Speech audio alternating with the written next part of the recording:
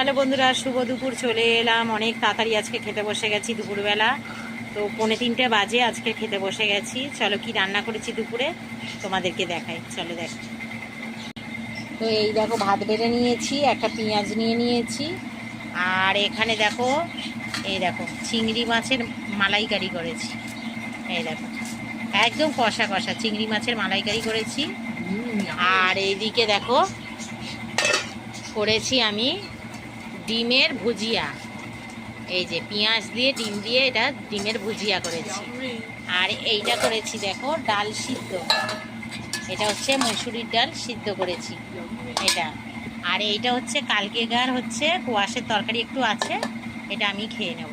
তো এই হয়েছে আজকে দুপুরের রান্না। তো চলো বন্ধুরা আমরা খেয়ে নিই, খিদে পেয়ে গেছে। আর আমাদের এখানে বৃষ্টি হচ্ছে, মানে একটু ঠান্ডা ঠান্ডা পড়েছে, নইলে গরম ছিল।